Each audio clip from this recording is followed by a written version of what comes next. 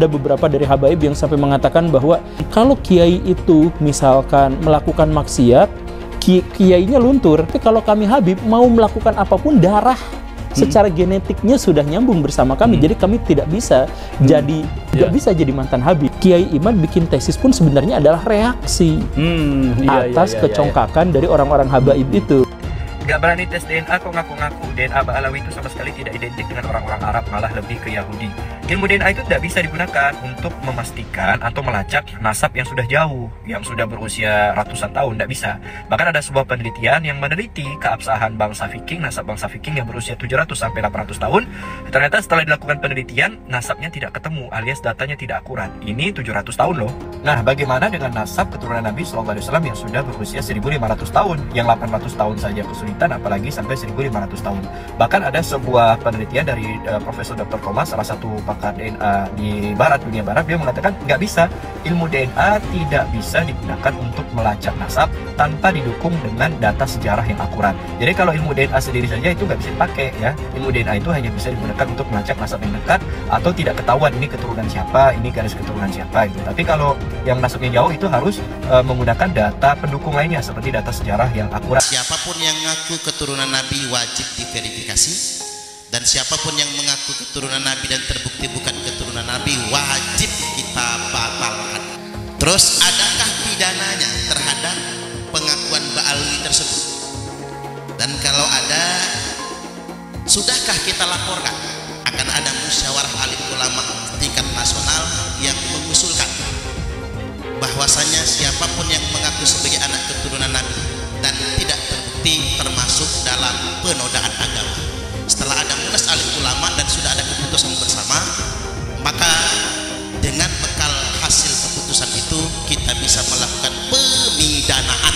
Siapapun ke depan yang mengaku cucu Nabi bisa dipidanakan dengan pasal penodaan agama. Sayyidina Ahmad bin Isa al-Muhajir ini punya anak, salah satu nama anaknya Ubaidullah. Lalu kemudian punya anak namanya Alawi.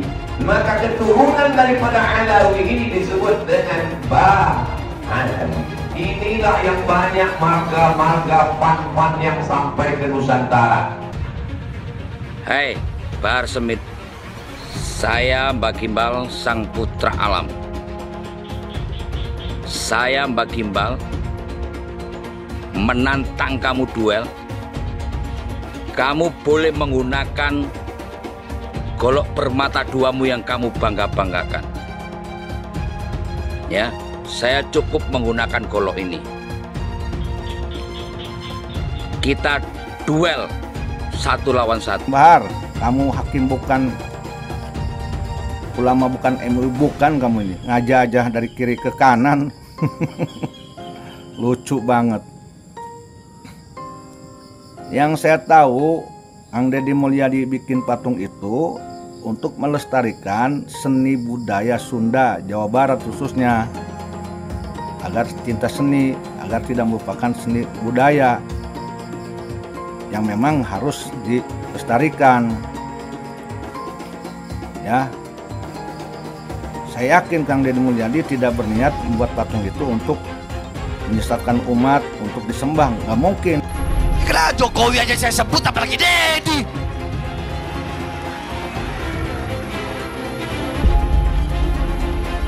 Betul, betul, betul. Saya nggak ada urusan, saya nggak ada urusan, nggak ada urusan saya. Iblis saya makan kok. Deddy lagi. Dengar-dengar mau nyalon gubernur dia. Mau nyalon dia ya, dengar-dengar. Kalau dia sampai jadi gubernur, kemarin Purwakarta jadi kota kemusyrikan. Kalau dia sampai jadi gubernur Jawa Barat, maka Jawa Barat akan dia bikin jadi apa? Jadi daerah yang penuh dengan kemusyrikan, saudara-saudara.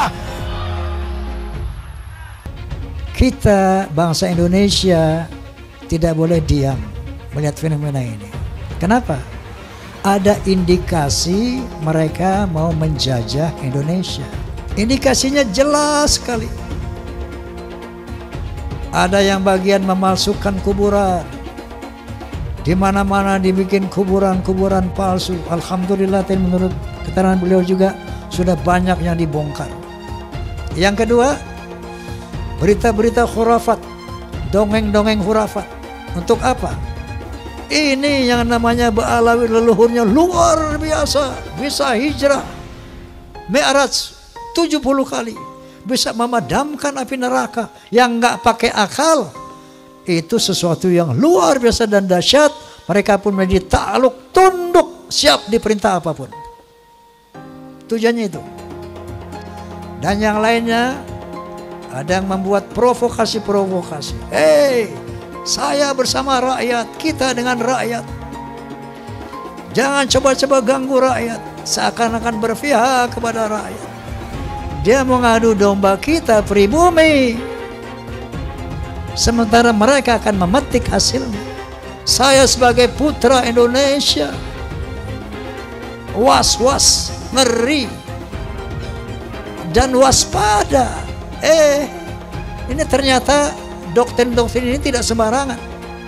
Klaim-klaim mereka sebagai keturunan Nabi ternyata ada tujuan-tujuan untuk menguasai Indonesia. Ini pembongkaran kepalsuan terjadi di mana-mana. Saat ini banyak orang baru sadar telah terjadi penyebaran kebohongan bahwa mereka yang bergelar Habib di Indonesia adalah keturunan Nabi Muhammad dan karenanya bersih dari dosa. Pembongkaran makam Habib palsu juga terjadi. Tentu saja tak semua pemuka Islam yang sebenarnya non-Habib setuju dengan pembongkaran kebohongan ini. Salah satu yang menolak adalah Ustadz Abdul Somad. Pertama-tama menolak Habib, lama-lama menolak Islam, ujung-ujungnya ke sana, ujar Abdul Somad. Ya Ustadz Somad seperti biasa, berlebihan lah.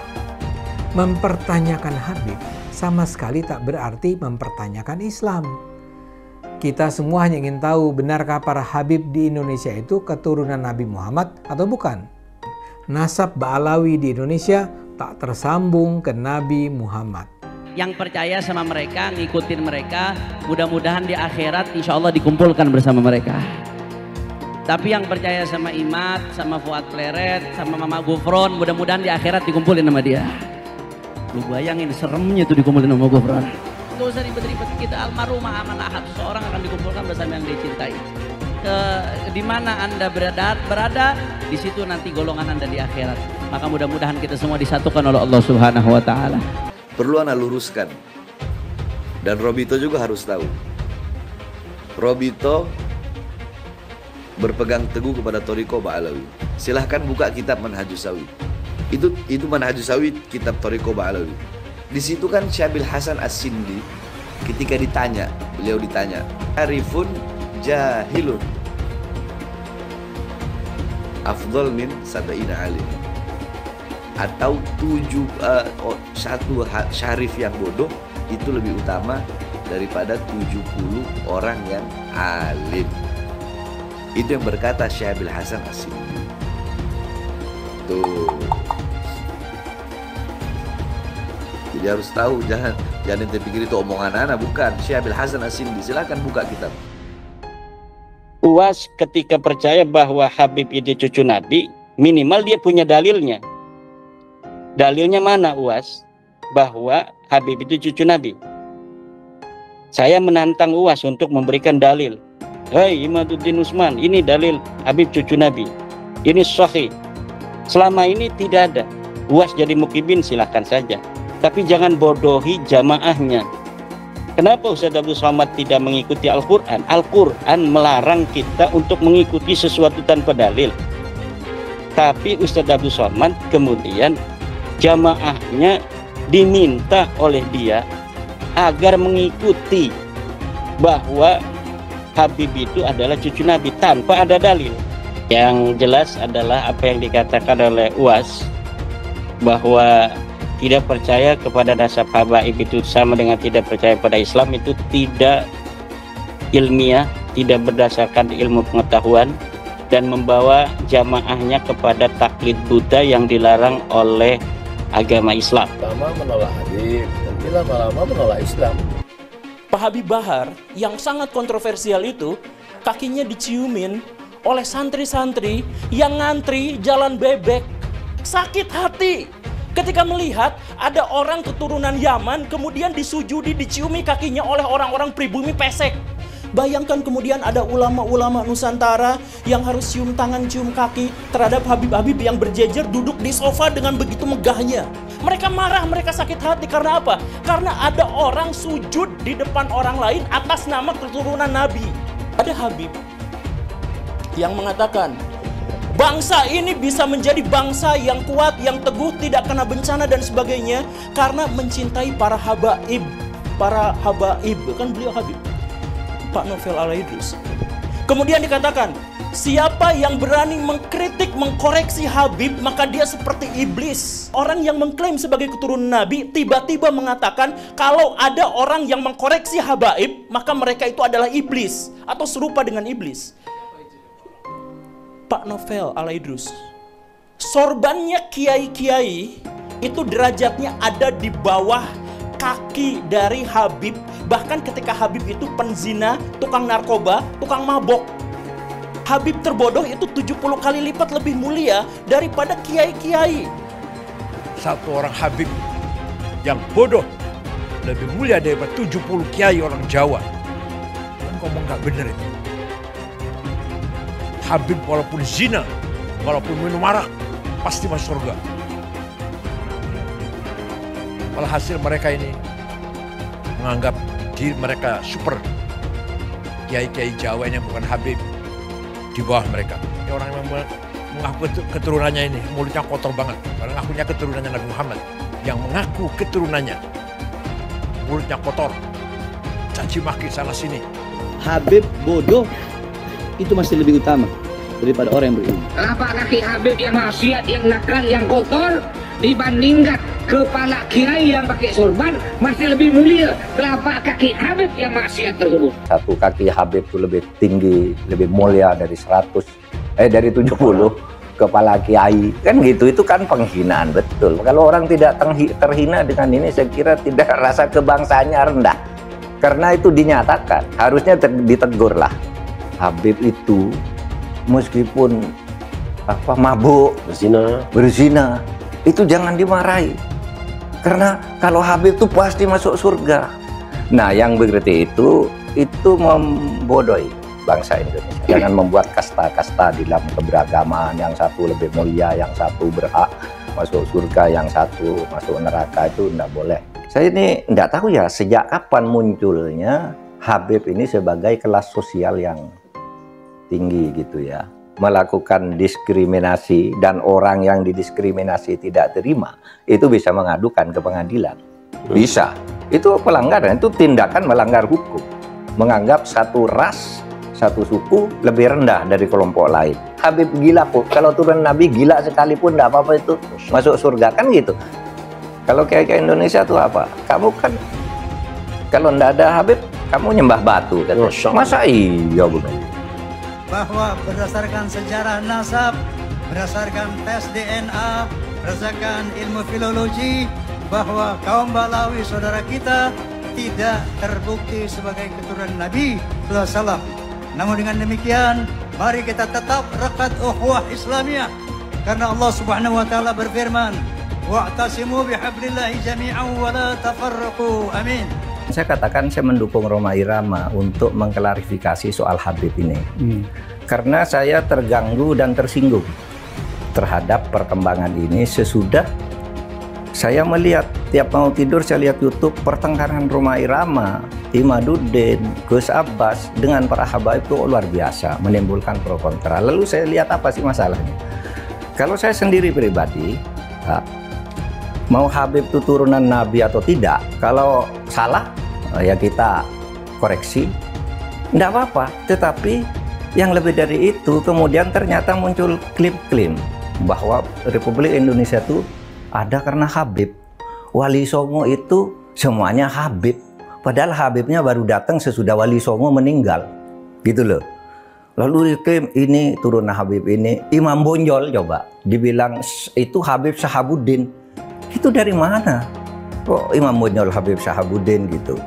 Lalu ada hurufatnya bahwa kakek saya yang nama Mugaddam itu bisa membentak malaikat mungkar dan nakir katanya. Mengklaim-klaim begitu, dan orang yang tidak tahu, orang awam banyak yang percaya karena ini Habib yang ngomong, Habib benar. Lalu rasa cinta saya kepada negara ini menjadi luntur.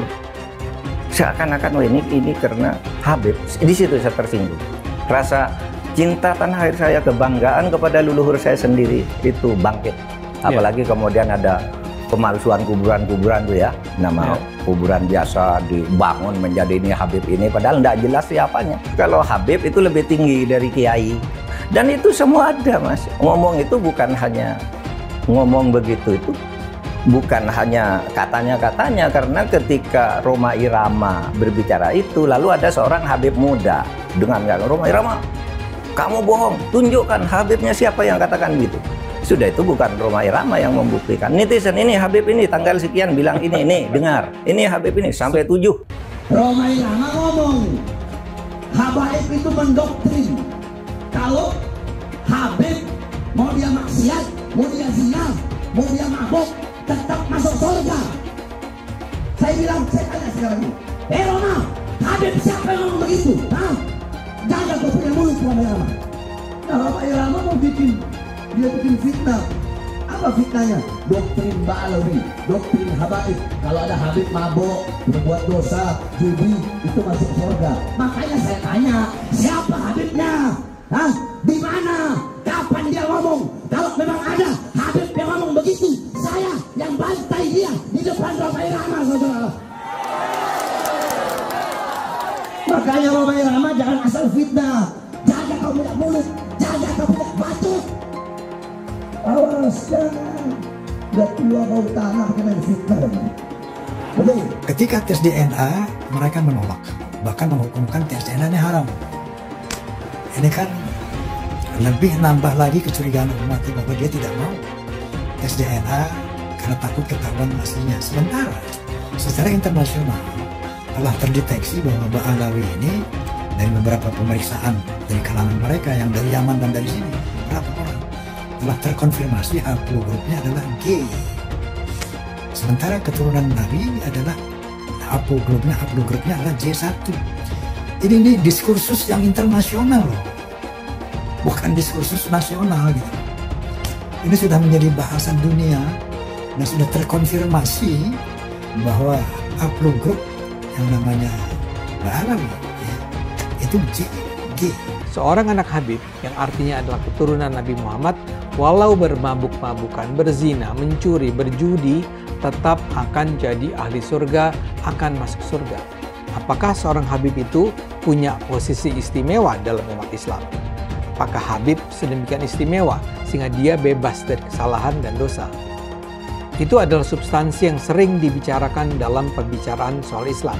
Misalnya ada Habib yang menyatakan, ada darah Nabi di tubuhku. Jika kau menyakitiku, kau juga menyakiti Rasul. Atau ada juga yang menyatakan, satu Habib bodoh lebih baik dari 70 kiai yang alim.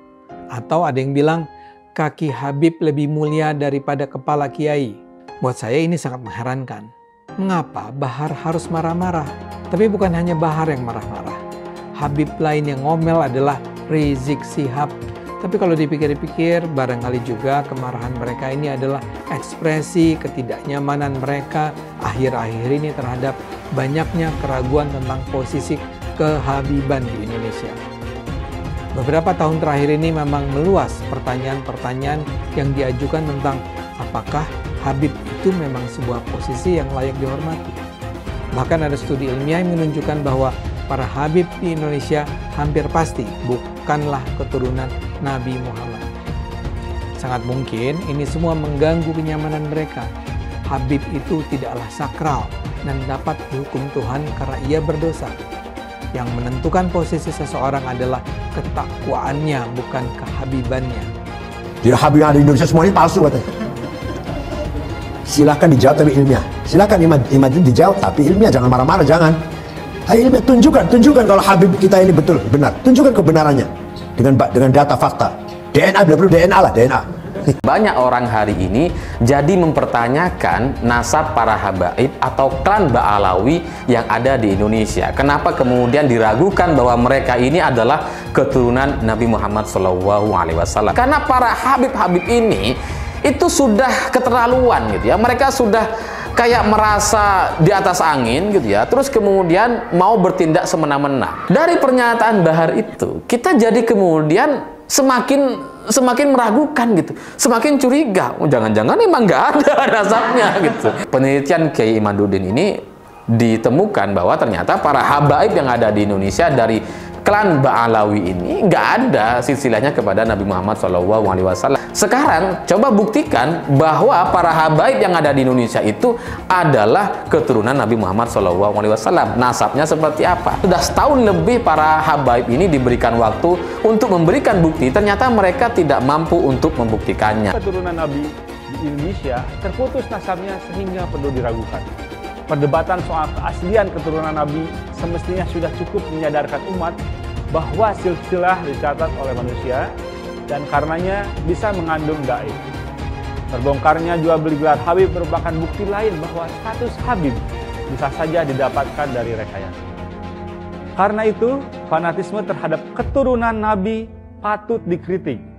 Hal itu juga mengingkari kodrat bahwa setiap manusia terlahir setara. Jangan lupa, umat Islam di jagat raya salatnya tidak akan diterima oleh Allah Subhanahu wa Ta'ala kalau tidak mau mendoakan Habib. Umat Islam mulai gaya, mulai mengkoreksi Habibnya, mulai mengkoreksi ulama-ulama dari anak cucu Nabi Muhammad SAW. Orang yang seperti itu mirip dengan iblis. Habib Bahlul lebih baik para 70 kiai. Keyakinan agama apa gitu ya? Kalaupun ini hadis, itu harus ditolak. Nggak mungkin itu hadis. Karena hadis harus korelasi dengan Al-Quran. Dan yang kedua, hadis itu harus cocok dengan logika. Ini nggak ada dasarnya, apalagi kitab gitu. Para Habib ini mencoba ya membangun kasta baru dalam Islam gitu. Kasta. Tolonglah saudara-saudara yang mengaku zuriat Nabi itu jangan dirusak lah yang sudah berjalan selama ini. Jangan dipecah dengan adanya kasta-kasta baru, mengatasnamakan Tuhan, mengatasnamakan Nabi Muhammad, seolah-olah kalian ini pemegang kunci surga. Mereka menyatakan dirinya mulia, kita jauh lebih mulia. Ayo, dalam bidang apa? Prestasi apa? Mana ada Yaman berprestasi? Tionghoa banyak. Dari bulu tangkis macam-macam, dari kegiatan bisnis, keren gitu. Kalau si Dowir Habaib nggak ada apa-apanya. Makanya dia jualan nasab, karena kalah bersaing dengan pribumi dan Tionghoa. Mereka tuh pemalas, pembohong, ngaku-ngaku cucu Kanjeng Nabi. Ya nggak bisa, mereka aja rezekinya dari pribumi kok gitu. Kalau pribumi rezekinya dari kerja keras. Jangan takut ngomong Habib Dowir, Habib goblok. Karena Habib itu sudah menghina duluan. Habib itu ngatain pribumi itu ahwal, tidak sederajat. Ngomong karomah itu bohong semua itu. Habaib itu. Memadamkan api neraka jahanam mi'raj. Berapa kali? 70 kali sehari. Datuknya itu bisa membuat rantai emas dari yang dibentangkan dari langit ke bumi. Ya kan goblok gitu. Itu gitu, goblok gitu. Nggak masuk akal gitu. Kenapa? Goblok yang nggak apa-apa, gue bilang goblok Habaib. Karena Habaib sudah mengatain gua ahwal, sudah mengatain gua tidak sederajat. Satu Habib, walaupun Habibnya jahlun, maksudnya bodoh kata Iwan, itu ukurannya perbandingannya amat 70 kiai yang alim. Kami adalah majikan kalian, kami adalah pemilik bangsa, kami adalah pemilik kedaulatan Indonesia. Hai teman-teman, tahun ini adalah tahun yang bagus untuk trading di market kripto, terutama Bitcoin dan kripto lainnya. Teman-teman bisa gunakan kesempatan ini untuk mencari cuan dengan trading di market kripto. Untuk trading, teman-teman cukup registrasi dengan menggunakan link di kolom deskripsi, lalu deposit, tentukan apa yang ingin kalian tradingkan, lalu tekan tombol buy. Sesimpel itu. Jika ada pertanyaan, teman-teman bisa hubungi WhatsApp di kolom deskripsi. Saya juga mau mengajak teman-teman untuk bergabung di komunitas trading yang ada di kolom deskripsi. Di sana saya akan memberikan sinyal trading yang bisa teman-teman ikuti. Seperti biasa, kalau kamu suka dengan video ini, jangan lupa komen, klik like, dan subscribe. Mana dalilnya yang menyatakan bahwa Ubaidillah sebagai anak Ahmad? Mana dalilnya bahwa Ahmad bin Isa itu dia pindah ke hijrah ke Yaman?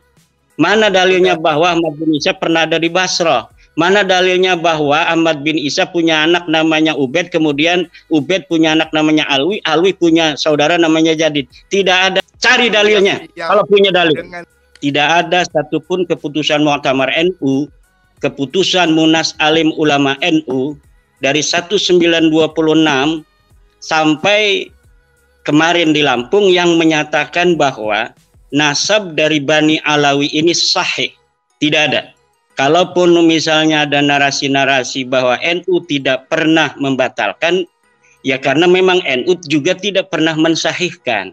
Tesis saya yang membatalkan nasab Ba'alawi sama juga narasi yang menyatakan bahwa adapun kalau ulama-ulama, kenapa ulama tidak membatalkan? Karena memang ulama-ulama juga dari dulu tidak pernah kita dengar ada yang mensahihkan.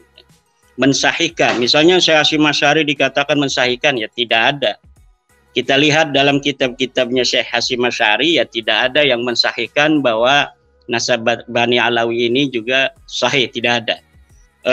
Kalau dikatakan hari ini ada 9 habaib yang menjadi pengurus PBNU, kita lihat ketika NU didirikan, apakah ada para habaib itu yang ikut mendirikan NU. Kemudian tahun berapa NU didirikan? NU didirikan tahun 1926. 2 tahun kemudian para habaib ini mendirikan organisasi sendiri namanya Rabita Alawiyah.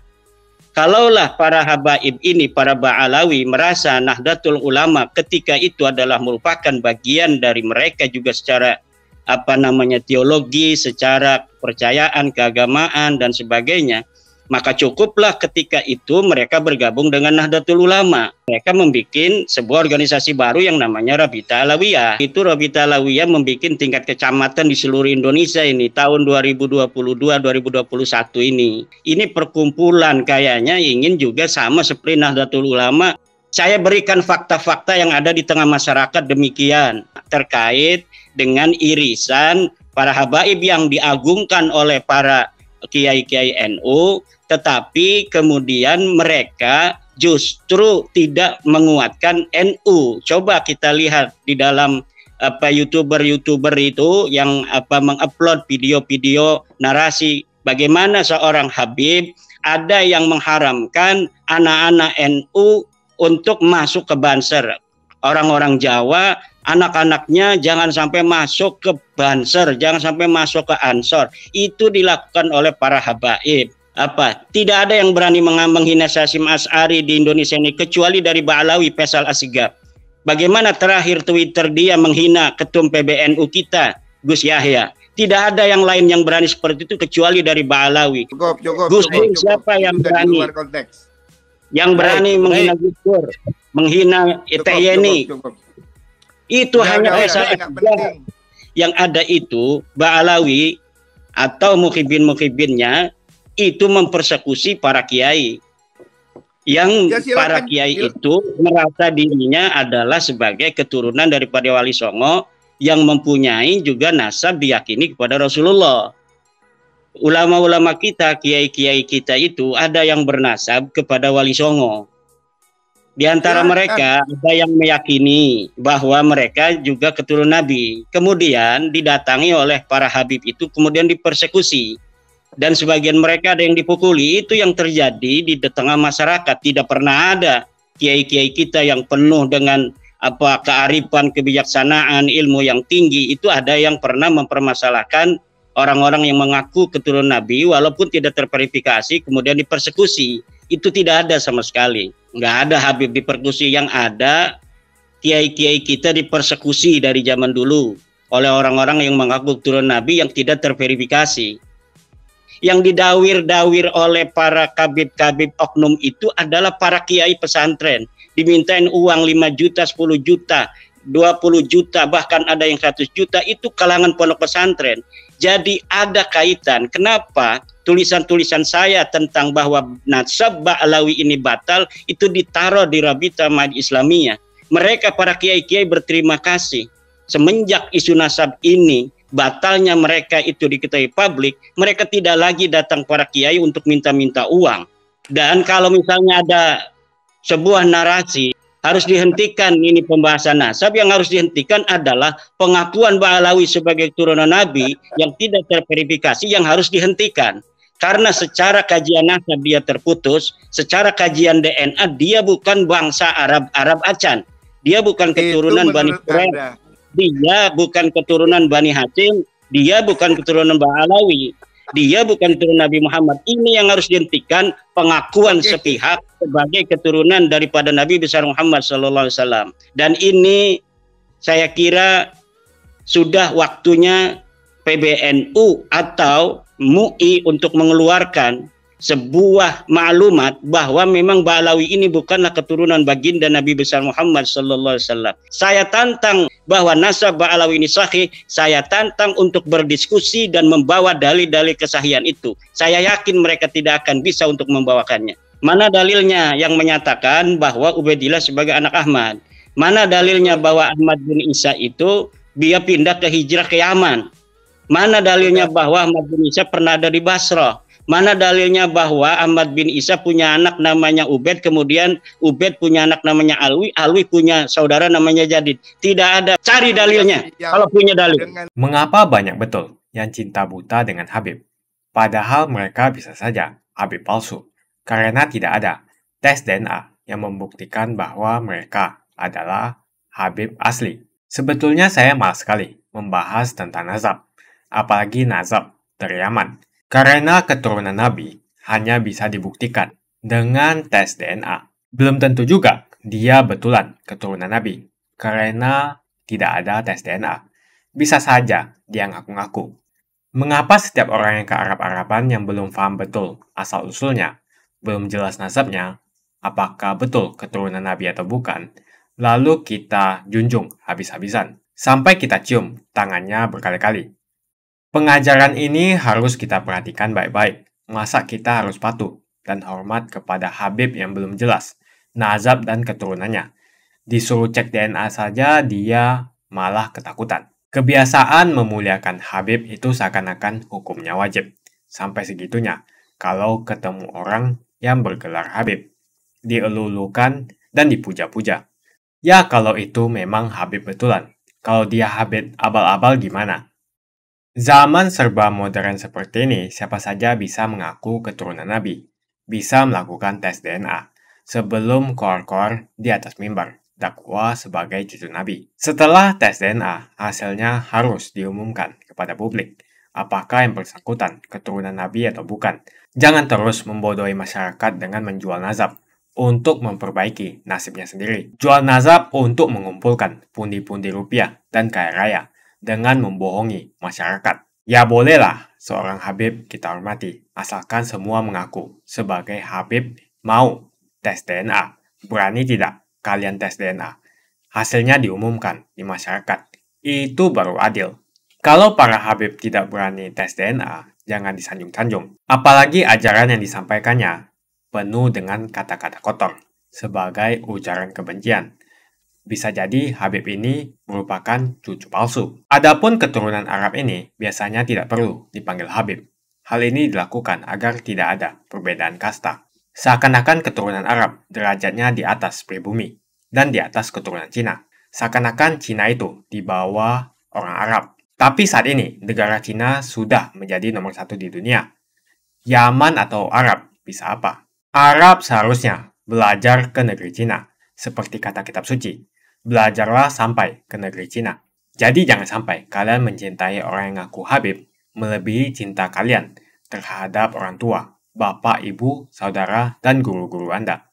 Mengapa sampai sekarang masih banyak orang yang mencintai Habib tanpa melihat asal-usulnya, tanpa mengetes, cek DNA dia? Siapapun orangnya, mau Habib atau siapapun dia, kalau ngajari untuk membenci orang lain, jangan diikuti. Bagaimana opini kalian semua? Tuliskan opini kalian tentang gelar Habib. Apakah mereka pantas untuk dilakukan cek DNA untuk memastikan mereka betul keturunan Nabi? Jangan mau lagi kita dibohongi dengan nazab-nazab yang mengaku-ngaku sebagai Habib atau keturunan Nabi. Harus ada cek DNA yang membuktikan betul bahwasanya mereka memang keturunan Nabi, supaya rakyat tidak dibodohi lagi. Jika kalian setuju dengan pendapat saya, pastikan Anda semua like video ini. Dan pastikan Anda membagikan video ini ke teman dan family Anda supaya mereka semua mengetahui tentang informasi ini. Tekan tombol subscribe dan bunyikan lonceng notifikasi supaya kamu tidak ketinggalan info dari channel Suara Minoritas.